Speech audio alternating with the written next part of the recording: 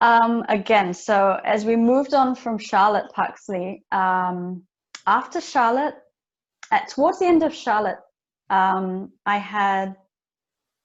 was starting to do a lot of physical work, and I felt that same thing again. I started to feel that pressure, and I started to feel that resistance, or I started to feel that the pressure, the implosion. It's not really implosion, but it's just a pressure inwards. And I constantly was here, and I was constantly frowning, and I was constantly, here in my neck and my face. And I started to recognize from the previous time, and I caught it quicker this time. I think it's time for me to move on now. I think it was time for me to move on, but I was quicker to recognize it, but there was still again the resistance to make that next step, the new step. It just came to a point where I had my second child. I started to become physically exhausted because the things got bigger. There was a lot more work, and the growth was so huge. And something inside said to me, it's time that you make your next step to move on. And I was like, I don't know what that step is. So I was resisting, and I was like, oh my God, what do I want to do? What's my next step? I had no idea. But I knew I needed to move on again, because I recognized something. So the next step that came from that was that I recognized that I was building someone else's dream and not my own. So I loved building that dream, and I found it really exciting. But it came to a moment, and I realized, like, when am I going to work on my dream? What is my dream? What do I want? I had no idea. And so in between the time of Charlotte and the new job, I took a day off, and I took 5 hours, and I sat in a park, and I asked myself, I literally wrote down, what did I do in the last few years? What is it funneled down to? What do I like to do and everything? And I realized I love working with people. I was creative. So working with people, solving people's problems and issues, and listening to people in Apple, and then being creative in Charlotte. And so I started to funnel it down. And I came across, I really like helping people and solving problems and listening. And then somewhere along the way, I mentioned it to my ex-colleague. And I said, I think life coach. I have never heard of life coach before. And I was like, life coach, maybe. And she was the one who sent me the link for doing the life coaching. So when I started working for my brother-in-law, I started doing the course for life coaching. And that was where everything changed. And one of my mentors, Sing Jian, we had a session, and he said to me, after the session, what is it you want for yourself? What are you trying to awaken? And this word came to me, authentic self. And I'd never really thought about it. And I was like, who am I? What's my authentic self? And I'd really found it in coaching. So I had a bit of a meltdown. I can't remember how long after my third child, and I was working. And it was just a simple thing that actually made me snap. I'd gone to send my son to school. And on that day when I woke up, I couldn't remember whether he was supposed to wear like a Racial Harmony Day costume or not. And I was just so overloaded with so many things going on, and I wasn't taking care of myself as per se. I was thinking about everybody else. And so I was like, I got him dressed into his costume. And I was like, no, maybe it's not today. I got him undressed, sent him to school. And when I got to school, it was Racial Harmony Day, and he was not in his costume. And I saw the look of disappointment on his face. And I was like, I'm so sorry. I'll go back, because I live nearby, and I'll get your costume and I'll come back. And that just something crashed on me that day. I think the disappointment had broken me somewhere. And on the way back home, and when I got home, I completely crashed. I had this huge breakdown, and I was curled in the corner, like bawling, and I wouldn't let my husband near me. And I just said, I can't do this anymore. I can't be this anymore. I don't know what this is. I was like, I can't do this anymore. When I say I can't do this anymore, I was like, I can't do this for everyone else anymore. Yeah, and you're looking for your authentic self. Yeah. And my husband was really amazing. He could see something. He's always been a very supportive, not just, he's my best friend. So he just, I don't know, there's something, he just knows. He's that part of me I've always wanted to be, which is sort of slow and steady. And so on that day, he knew that this was big. He'd never seen me in that way before. I've probably had breakdowns, but not that way. And I just imploded. And I don't know what it was or where it came from, but he said, let's go to Bali today. Like after my entire breakdown, and he was able to get through to me, and I was a complete mess. Like I was going out my head nuts. And he was like, let's just go to Bali today. I don't know what it was or what made him do that, but that's what I love about him. He's just like that. And again, he's also, for some reason, we ended up going to get the kids and booking a flight. And 3 hours later, we went to Bali, and I was there for a couple of days because he knew that something was really huge. And if he didn't deal with it then, it could have been worse. So in Bali, I just felt this peace and calm. I didn't have to deal with anyone. I didn't have to think about anyone. I was just exactly where I was. And that was sort of the beginning of, he was like, what do we want for ourselves and for everything?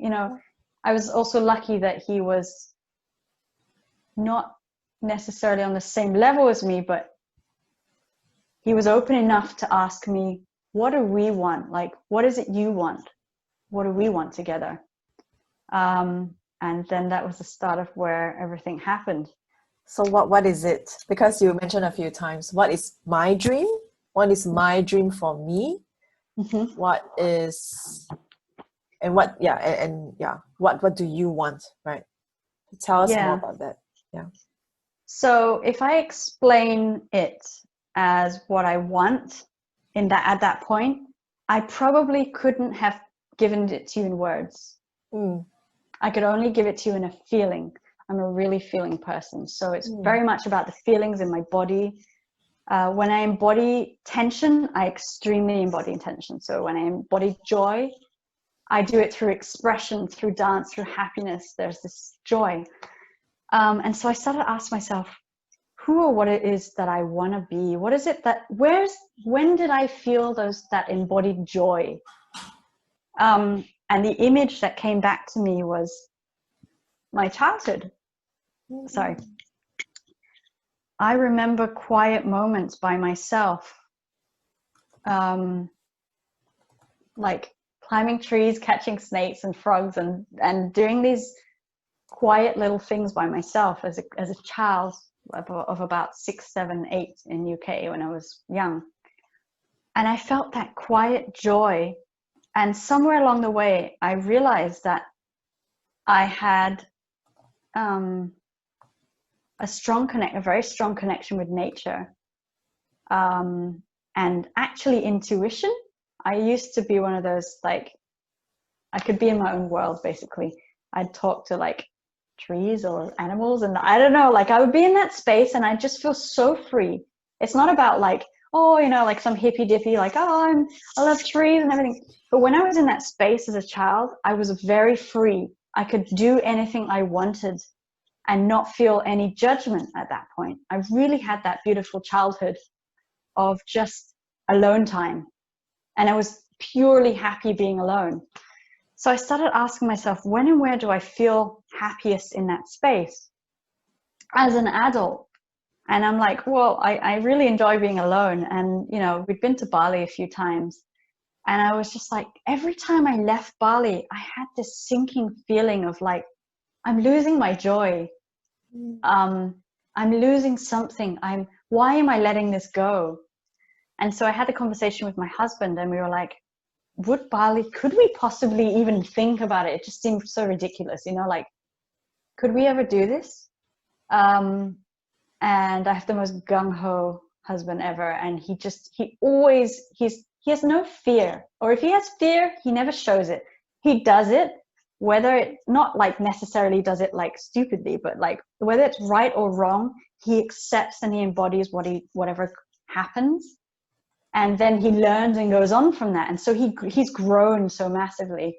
And I wasn't like that. I was just like, oh my God, I had to think it, and you know, like think everything through, and this rigid tension of, is it perfect? Is it right? And so he was the one who taught me to really embrace my fears and embrace the possibilities of anything is possible. And he said, let's do this. And I was like, oh my God, like, how could anyone just say, let's do this? We haven't thought this through. How do we go through all this? But then you released control. I released control, and I had acceptance and acknowledgement, and I had the support of him. Yes. He accepted me. He always accepted everything about me, and he always just stood there. And so the support was massive for me. I'd never really felt that, or I'd never really, I'm not going to say I'd never felt that. I never accepted it. I never allowed or accepted someone's support for me. So I always thought that I had to be independent and self-sufficient and so on. And so we made that decision together, and we also made the decision to keep it quiet. So we made, within a couple of months, we'd done our research, we'd figured everything out. And then before we decided, before we actually left, 2 weeks before, we dropped the bomb on everybody. Okay. We dropped the bomb on our parents, our loved ones and everything. Mainly not to keep them in the dark, but basically because we had made a decision, and we knew that if we shared this decision too early, because we knew what we wanted, we knew we might make ourselves have more resistance to doing it, because we knew that there would be opinions and fears, and we knew what we wanted. And so we decided to share it when we were ready, and we had settled, we'd laid all the grounds first. It's really interesting because it's such a huge life-changing decision to uproot your family, you know, a family of 3 children, your husband, yourself, to a completely different country. But this decision, both of you made it being very true to yourself. That means just being very clear what you really want and not allowing other people to influence your decision. Yeah, absolutely. Really, really cool. The thing that I really loved about it most was it taught me that, you know, it's scary to make big decisions like that. But it's also important to ask yourself what it is that you truly want. Otherwise you spend, I mean, I'm still pretty young, I'm 35, but I look back and I'm like, oh, maybe I could have done this earlier. I could have, you know, been this person earlier. But it's part of the journey and the process of something I had to reground or re-embody. And you really needed to go through it, because like you mentioned, you even went through a very low point, which is you imploded. Right? So, and you needed to go through that in order to really have the conviction and commitment to this big decision that you have. If there wasn't any implosion, why would you make such a big decision? I probably wouldn't. Honestly, I'd probably continue to bumble on and just just keep that tension, just your head above the level, and just like float along, you know. And something really huge that you mentioned that actually came to me was, you said that it was such a huge life-changing decision. When I made that decision, and at that point in my journey, when I made the decision with my husband, and when we actually did it, I'll be honest, it didn't feel like a big thing to me. I had already embraced it and I'd already accepted it. And so whenever anybody said, oh my God, how did you do this, take this huge leap and make that decision? And it was so huge, and you know, it must have been so different. I just did not feel like it was huge. I did not feel like it was difficult. It's Because because I'd you really embraced. distilled. Yeah, you distilled it to so beautifully. You mentioned about Yeah. first acknowledging your feelings, which I think is so Yeah. important. Why I want to have Yeah. this podcast is because, you know, a lot of times if we are feeling down, we'll be asking ourselves, what's wrong with me?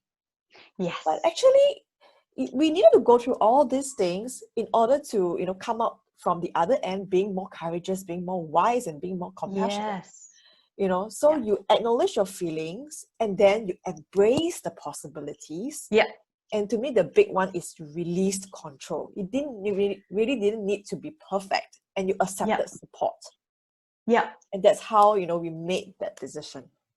Yeah. I mean, I didn't even know what my dream was at that point. I never had a clear idea of what my dream was. I had no recognition in my later teens and my early young life, that I actually had really strong intuition, but I'd been taught and learned to suppress it and not to listen to it, and to just go on and be what society tells you to be, and you know what everyone thinks you should be.